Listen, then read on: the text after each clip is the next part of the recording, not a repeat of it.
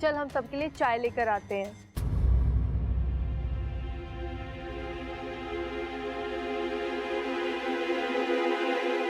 और दिल्ली वाले दामाद जी बड़े दिनों के बाद आए, बैठिए ना। जी जी। बेटा तुम भी बैठो। और बताओ दिल्ली वाले दामाद जी, घर में सब ठीक ठाक है ना? जी जी अम्मा जी, बिल्कुल ठीक हूँ। आप बताइए, आपके हालचाल कैसे हैं? बस सब शिव जी की कृपा है। फूफा जी बड़े बदले बदले लग रहे हो आप। चुप कर। अरे हाँ पिताजी, मेरा मतलब है फूफा जी को बात करते हुए आंख मारने की आदत है ना। इस चक्कर में 4 बार पड़ोस की औरतों से पिट चुके हैं और आपने देखा एक बार भी आंख ना मारी उन्होंने इस बार। प्रबल चुप हो जा। अरे कोई बात नहीं अम्मा जी। प्रबल बेटा, ऐसा है कि मैंने 1 साल पहले अपनी आंख का ऑपरेशन करा लिया। अब जो आंख पहले टिमटिमाती थी ना, अब नहीं टिमटिमाती। अरे ये तो और भी अच्छा है फूफा जी, अब आप आंख खोल के पड़ोस की औरतों को देख सकते हो, कोई शक भी ना करेगा। अरे चुप हो जा मेरे बाप।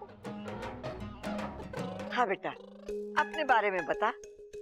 जी वो ये मयूरेश है, मेरे बहुत ही करीबी दोस्त का लड़का है। मयूरेश बहुत ही होनहार लड़का है और पढ़ा लिखा भी है और अच्छा खासा कमा भी लेता है। और सबसे बड़ी बात यह है कि ये दिल का बहुत ही अच्छा है और शरीफ है।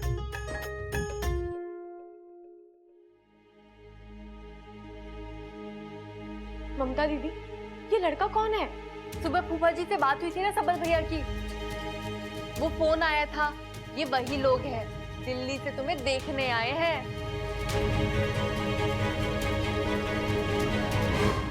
अब तुझे क्या हुआ? तू अपना सर क्यों पीट रही है? अब सर ना पीटूं तो क्या करूं? इच्छा दीदी की जिंदगी में रोज कुछ ना कुछ नया होता रहता है। अब मैं नन्ही जंग क्या क्या करूं, क्या क्या संभालूं?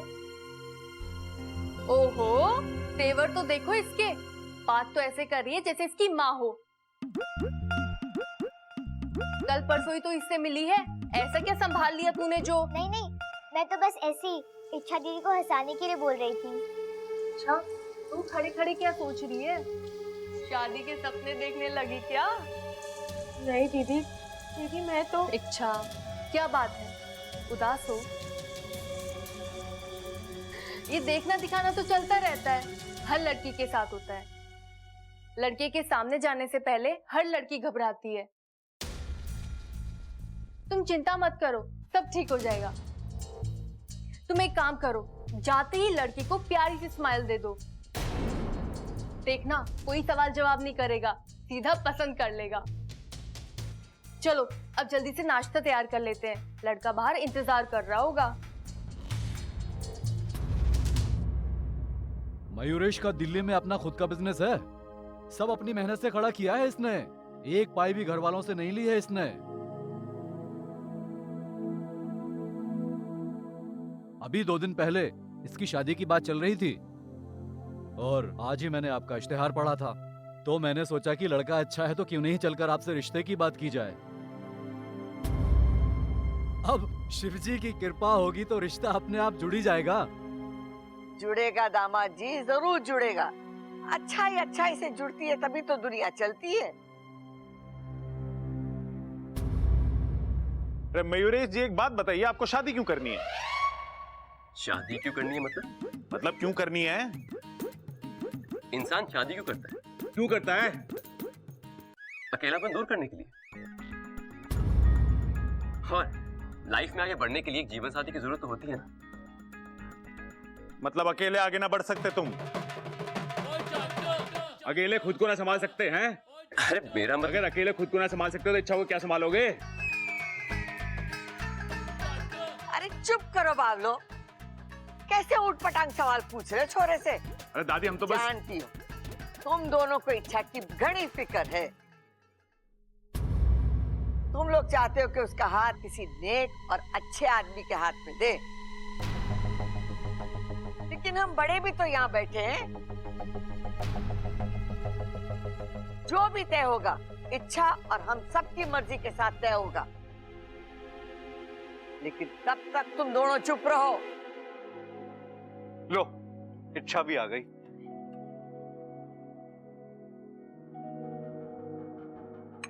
ले ले बेटा, ले ले। इच्छा, इनसे मिलो। ये मयूरेश है, बिजनेसमैन है, अमीर है, पढ़े लिखे है, हैंडसम भी है, वो तो दिख ही रहा है। और ये रिश्ता फूफा जी लेकर आए हैं, तो आई एम श्योर खानदानी तो होंगे ही।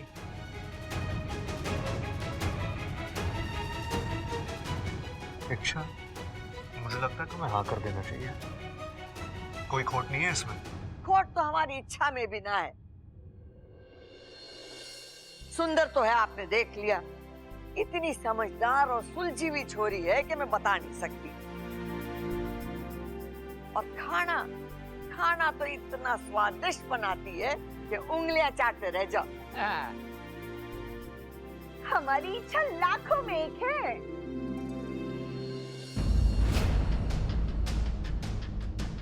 अम्मा जी, अब इन दोनों को भी अकेले में बातचीत करने के लिए वक्त दे देना चाहिए।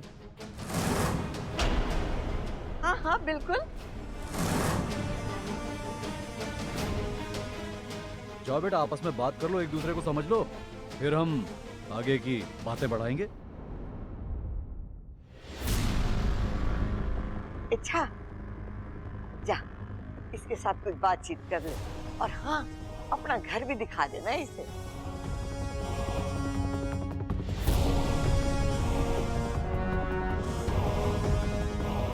तो बताइए, आपको और क्या क्या पसंद है? जी दरअसल वो, देखिए, आप मुझे गलत मत समझिए, लेकिन मुझे अभी शादी नहीं करनी। आपसे नहीं, किसी से नहीं। आप चलकर सबसे मना कर दीजिए। आप तो इतने पढ़े लिखे और समझदार हैं, फिर इतना तो समझ ही सकते हैं कि कोई भी लड़की ऐसे ही शादी के लिए मना नहीं करती। उसकी अपनी कोई वजह हो सकती है। मेरी भी वजह है जो ना मैं अपने घर वालों को बता सकती हूँ और ना आपको। आप प्लीज मेरी बात मानिए, सबसे कह दीजिए कि आपको मैं पसंद नहीं हूँ। चलिए। लेकिन मुझे तुम पसंद हो, सिर्फ इस वजह से कि तुम एक इच्छाधारी नागिन।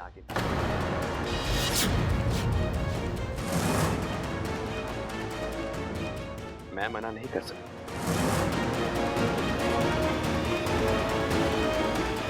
आप कौन हो और आप कैसे जानते हो कि मैं? शुभचिंतक, शुभचिंतक हूं तुम्हारा। ये इच्छा का शुभचिंतक कहाँ से आ गया? कौन है ये? मेरा नाम क्या है, मैं कौन, कहां से आया हूं? इच्छा, ये सारी बातें तो हम आराम से बैठ के भी कर सकते हैं। फिलहाल तुम इतना जान कि मैं तुम्हारे बारे में क्या क्या जानता हूं। क्या जानते हो? नागिस्तान की इच्छा हो और यहां किसी अभियान पर आई। कुछ दिन पहले विशैलगढ़ की विष्णुयानी के साथ तुम्हारी लड़ाई हुई और आज की तारीख में वो तुम्हारे जान की दुश्मन है। सिर्फ तुम्हें नहीं, वो इस परिवार को भी जान से मारने वाले हैं, क्योंकि तुम इस परिवार से बहुत ज्यादा प्यार करते हो। इच्छा, मैं तुम्हारी और इस परिवार की जान बचाने में तुम्हारी मदद कर सकता हूं। ये हमारे और इच्छा के बारे में कैसे जानता है? बस बहुत हो चुका। ये बताइए आप हैं कौन? मुझसे तो कहा गया था कि आप इस परिवार के किसी रिश्ते। इच्छाधारी नागिन होना तुम्हारे लिए रूप बदल के आना कौन सी बड़ी बात। बस हमने भी वही किया। इसका मतलब आप भी मेरी तरह एक इच्छा इच्छा इच्छा। एक बात बताओ, तुम्हें हर चीज जानने की इतनी जल्दी क्यों? सब्र करो, सही वक्त आने पे सब पता चल जाए।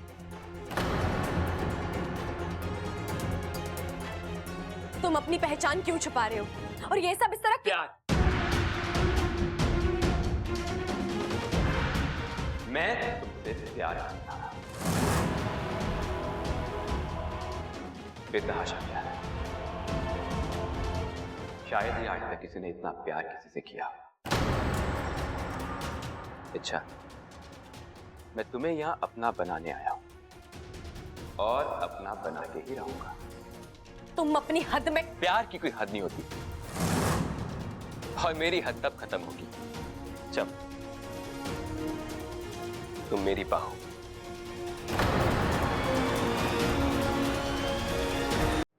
ऐसा पागलपन है ये। तुम मुझे इतने अच्छे से जानते हो, फिर ये भी जानते होगे नागों का रिश्ता सिर्फ नागों से ही जुड़ता है। तुमने अब तक बताया नहीं कि तुम कौन हो, कहां से आए हो, और मैं तुमसे कैसे। अच्छा, मैं इंसान हूं या कुछ और, जो भी हूं उससे क्या फर्क है? मतलब? नाग आत्मीकरण से इंसान नाग बनता है ना? ऐसी एक विधि मेरे पास भी है। अच्छा, तुम एक बार हाँ कह, फिर मैं तुम्हें अपने जैसा बनाऊंगा, और वो भी पूरे रीति रिवाजों के साथ। वो दिन कभी नहीं आएगा। मैं नहीं जानती तुम कौन हो या किस लिए आए हो, लेकिन तुम जो कोई भी हो, अभी के अभी यहां से निकल जाओ। और अगर मैं ना जाऊं तो क्या कर दो? इच्छा, मैं यहां से जाने वाला नहीं, और तुम मुझे यहां से निकाल नहीं सकते। तुम मेरे मुकाबले में बहुत ज्यादा कमजोर हो। देखना चाहो।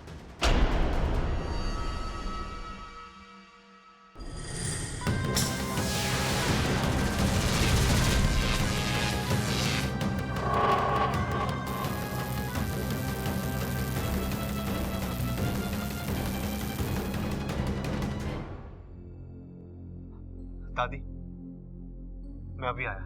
अच्छा अच्छा, जा।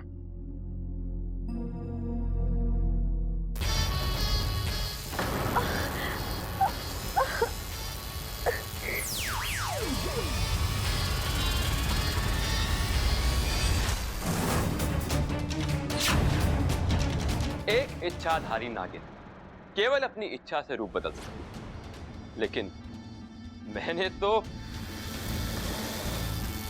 इच्छा देख ली मेरी ताकत। अब जरा सोच, मैं अगर तुम्हें इस रूप में घर वालों के सामने ले जाऊं तो?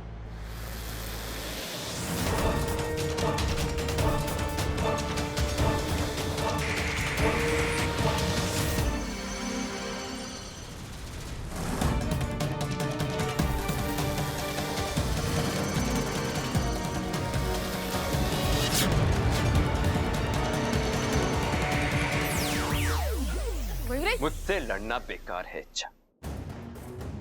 तुम कुछ भी कर लो, मुझसे हार ही जाओगे। अब तुम्हारे पास एक ही रास्ता है, मुझसे शादी कर लो। तुम मेरी मजबूरी का फायदा उठा रहे हो, मुझे धमकाकर जबरदस्ती। इच्छा, वो क्या कहते हैं इंसानों में कि प्यार और जंग में सब जायज। मेरी बात प्यार से मान लो, वरना क्या? वरना मैं घर वालों को यह बता दूंगा कि तुम एक लड़की नहीं बल्कि जी, आप यहाँ?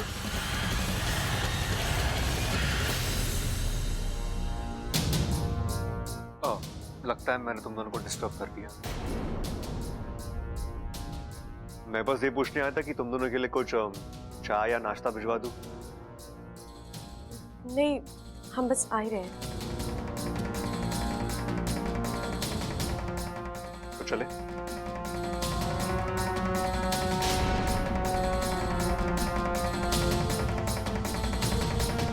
फूफा जी, आप सिर्फ लड़की दिखाते हो या लड़कियां भी दिखाते हो आप? अरे लो आ गए। खड़क।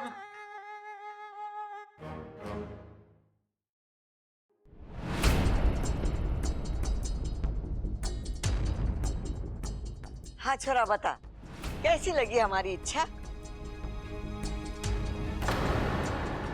दादी जी, आपने जितनी तारीफ की थी उस मुकाबले में मुझे इच्छा बहुत ज्यादा पसंद।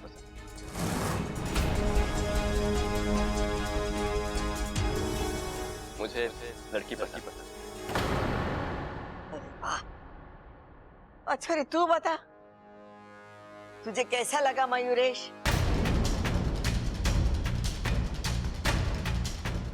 मना कर दे इच्छा, ना बोल दे इस लड़के को। शिवजी, इच्छा के मुंह से बस ना कहलवा दीजिए। रोज सुबह शाम आपको मेरी फेवरेट भैंस का दूध चढ़ाऊंगा। अरे छोरी, इतना शर्माने की जरूरत ना है।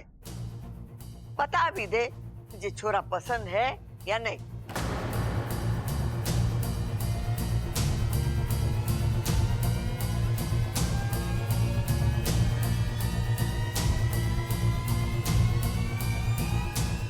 नहीं।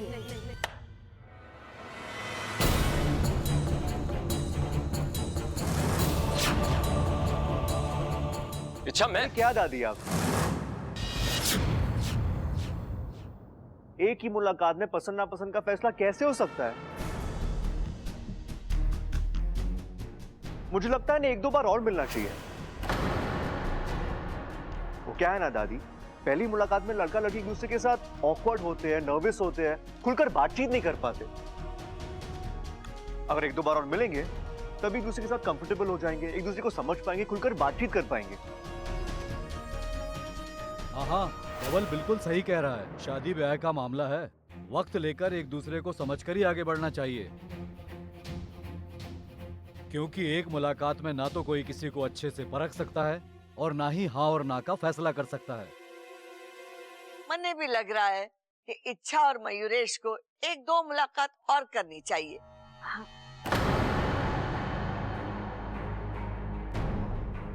खड़क, तू क्या कहता है? ठीक है माँ, फिर एक काम करते हैं। ओ छोरे, तू कुछ दिन और ठहर जा यहाँ। तो इस बहाने हमें मेहमान नवाजी का मौका मिलेगा और तुम दोनों को एक दूसरे को जानने पहचानने का समय भी मिल जाएगा, और फिर इच्छा अपनी मर्जी भी बता देगी। लेकिन पिताजी आप मुझे तो कोई एतराज नहीं है। अगर ये शादी होती है तो सबसे ज्यादा खुशी मुझे ही होगी। अरे वाह, अगर दोनों तरफ से चीजें इतनी अच्छी हो रही है तो ये रिश्ता जोड़ना ही चाहिए। बताओ मयूरेश जी, थोड़ा जोर लगाइए। हमारी इच्छा का दिल जीतना इतना आसान नहीं है। आसान चुनौतियों का शौक तो मुझे भी नहीं।